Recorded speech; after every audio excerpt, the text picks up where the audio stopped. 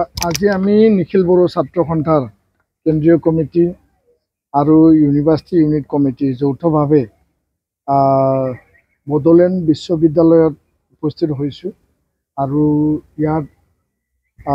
যি ভাইচ চেঞ্চেলৰ আছে তেখেতৰ লগত আমাৰ আলোচনা আৰু সেই আলোচনা মৰ্মে আমাৰ যি দীৰ্ঘদিনীয়া কিছুমান দাবী আৰু সমস্যা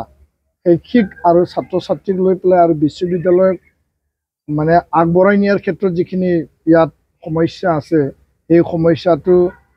অতি সোনকালে মীমাংসা হ'ব লাগে বা সমাধান কৰিব লাগে আৰু মূল কথাটো হ'ল যে 34 নাম্বাৰ অফ মানে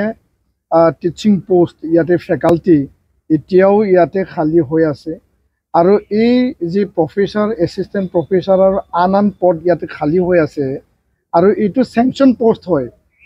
বহু দিনৰ পৰা ইয়াৰ এডভাৰটাইজমেণ্ট হোৱা নাই যাৰ কাৰণে বিভিন্ন ডিপাৰ্টমেণ্টত বিভিন্ন বিভাগত এই পদসমূহ খালী হৈ আছে আৰু খালী হৈ থকাৰ কাৰণে ছাত্ৰ ছাত্ৰীয়ে তেওঁলোকে যিখিনি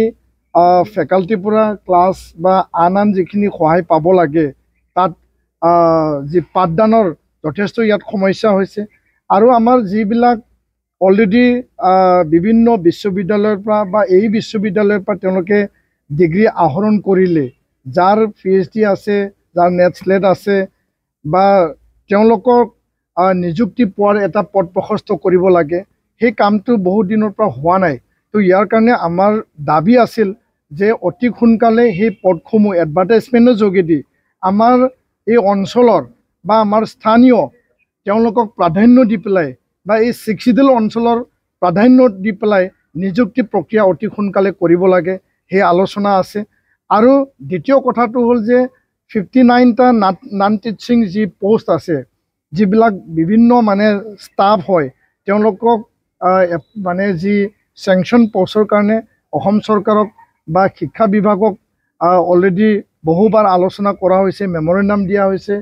মুখ্যমন্ত্ৰী ডাঙৰীয়াক শিক্ষামন্ত্ৰী ডাঙৰীয়াক সেই পদসমূহ অতি সোনকালে চেংচন কৰি দিব লাগে আৰু ইয়াতে যি টিচিং আৰু নন টিচিঙৰ যি এটা ব্যৱধান যি ৰেচিঅ' সেইটো সামঞ্জস্য ৰাখি পেলাই যাতে বিভাগ ডিপাৰ্টমেণ্ট আৰু ফেকাল্টি বা ষ্টাফ যাতে মেইনটেইন হৈ পেলাই ইউনিভাৰ্চিটিখন শক্তিশালী আৰু ষ্ট্ৰেংথেন হ'ব পাৰে তাৰ কাৰণে আমাৰ এই দাবী আছে আৰু নতুন ডিপাৰ্টমেণ্ট ইয়াত সংযোজন কৰিব লাগে ইয়াত যি কোচিঙৰ ব্যৱস্থা কৰিব লাগে যিখিনি আমাৰ কম্পিটিটিভ এক্সামৰ যিবিলাক মানে চিভিল ছাৰ্ভিচ এক্সামৰ সেই কোচিঙৰ ব্যৱস্থাৰ কাৰণে কিছু আমাৰ দাবী আছে আৰু বহুখিনি আলোচনা এই প্ৰসংগত মানে ওলাব আৰু এই আলোচনাৰ এটা ফলপ্ৰসূ পাম বুলি আমি দৃঢ় বিশ্বাসী আৰু আশাবাদী আৰু আমি এটা কথা স্পষ্ট কৰিছোঁ এটা ইউনিভাৰ্চিটিখন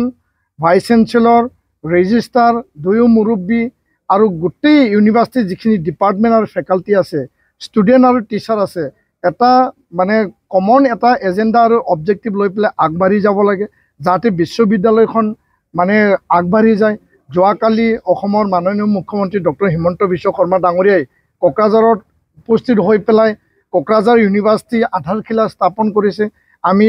তেখেতক ধন্যবাদ জনাইছোঁ আৰু কোকৰাঝাৰ ইউনিভাৰ্চিটি আগবাঢ়ি যাওক আমি সকলোৱে একেলগে কাম কৰিম কিন্তু বড়োলেণ্ড বিশ্ববিদ্যালয় শ্বহীদৰ তেজৰ বিনিময়ত শ্বহীদৰ কেঁচা তেজৰ মানে অৱদানত সেই বিশ্ববিদ্যালয় স্থাপন হৈছে যোৱাটো সময়ত বিভিন্ন বিসংগতি বিভিন্ন ভেমেজালি বিভিন্ন মানে ইয়াত সংঘাত বিভিন্ন পৰিৱেশ আমি দেখিবলৈ পালোঁ আৰু তেনেকুৱা পৰিৱেশ আমি পুনৰ বিচৰা নাই ইউনিভাৰ্চিটিৰ গোটেই ফেকাল্টি ইউনিভাৰ্চিটিৰ টিম হিচাপে কাম কৰিব লাগে ইয়াত কাৰো মানে মইমতালি কাৰো দাদাগিৰি কাৰো এনেকুৱা হস্তক্ষেপ চলিব নালাগে আমি এইটোৱেই বিচাৰোঁ আৰু কমন এটা এজেণ্ডা আৰু ইণ্টাৰেষ্ট লৈ পেলাই সেই ইউনিভাৰ্চিটিখন আগুৱাই নিয়াৰ ক্ষেত্ৰত ইউনিভাৰ্চিটি কৰ্তৃপক্ষ সকলো টিম হৈ পেলাই কাম কৰিব লাগে সেইটোৱে আমাৰ আহ্বান আৰু ছাত্ৰ ছাত্ৰীৰ ভৱিষ্যত চিন্তা কৰি পেলাই তেওঁলোকৰ ৰিজাল্ট তেওঁলোকৰ পৰীক্ষা তেওঁলোকৰ মাৰ্কিং তেওঁলোকৰ সকলো যিবিলাক শৈক্ষিক বিষয় আৰু দিশ আছে কোৱালিটি এডুকেশ্যন আৰু উচ্চ শিক্ষা যোনটো অসমৰ দক্ষিণ প্ৰান্ত বড়োলেণ্ডত যোনটো হাৰ্টলেণ্ডত এই বিশ্ববিদ্যালয় স্থাপিত হৈছে যি উদ্দেশ্যৰে স্থাপিত হৈছিল এইটো বাস্তৱত ৰূপায়িত হ'ব লাগে আৰু তাৰ কাৰণে এই আমাৰ এইটো আলোচনা বহু সমস্যা সমাধান হ'ল এটা সময়ত ইয়াত ভাইচ চেঞ্চেলৰজন এটা মানে মনোপলি স্বেচ্ছাচাৰিতাৰ এটা মানে প্ৰশাসন চলাইছিল সেই বিষয়টো লৈ পেলাই নিখিল বড়ো ছাত্ৰ সন্থাই আমি ৰাজ্য চৰকাৰক মুখ্যমন্ত্ৰী ডাঙৰীয়াক ৰাজ্যপালক আমি আবেদন জনাইছিলোঁ আৰু বহু সময়ত আমি প্ৰতিবাদ আৰু ধৰ্ণাৰ কাৰ্যসূচী আমি ল'বলগীয়া বাধ্য হৈছিল পৰীক্ষাৰ ক্ষেত্ৰত ইয়াত কিছু বিসংগতি যোৱাটো সময়ত হৈছিল সময়মতে ৰিজাল্ট নোলায় সময়মতে পৰীক্ষা নাপাতে সময়মতে মাৰ্কশ্বিট নাপায় আৰু যিবিলাক পৰীক্ষা পদ্ধতি আছে নিয়ম আছে এইটো মানে তেওঁলোকৰ পাৰ্চেণ্টেজৰ বিষয়টো লৈ পেলাই বহু ছাত্ৰ ছাত্ৰী তাৰ পৰা বঞ্চিত হ'ব লগা হৈছিল তেখেতসকলৰ ৰিজাল্ট বেয়া হৈছিল আৰু তেওঁলোকৰ জীৱনত এটা অন্ধকাৰ নামি আহিছিল এই বিষয়সমূহ যথেষ্ট মানে চিন্তনীয় বিষয় আছিল আৰু এই বিষয়ৰ পৰা বা এই সমস্যাৰ পৰা মানে আগৰ ভাইচ চেঞ্চেলৰ তেখেতক বিদায় দিয়া হ'ল পৰীক্ষাৰ পদ্ধতি এতিয়া কিছু সাল সলনি কৰা হৈছে ইয়াত পাছিং মাৰ্কৰ পৰা কিছু পদ্ধতি এতিয়া কিছু মানে সংস্কাৰ কৰা হৈছে কিছু সমস্যা সমাধান হৈছে কিছু সমস্যা এতিয়াও আছে তো বিশ্ববিদ্যালয়খন এতিয়া গ্ৰয়িং ষ্টেজত আছে আৰু এইটো এটা লিডিং ইনষ্টিটিউট তো আমাৰ আশা আমাৰ দাবী যেহেতু আমি ছাত্ৰ সংগঠন জাতীয় সংগঠন এই ইউনিভাৰ্চিটিৰ বিষয়ে বা এই ইউনিভাৰ্চিটিক লৈ আমাৰ এটা মনত এতিয়া আশা আছে ছাত্ৰ ছাত্ৰী আমাৰ নৱপ্ৰজন্ম আগবাঢ়ি যাব লাগে বিশ্ববিদ্যালয়খনে এই অঞ্চলত মানৱ সম্পদ গঢ় দিব লাগে তো এই বিষয়টো লৈ পেলাই যদি 34টা পদ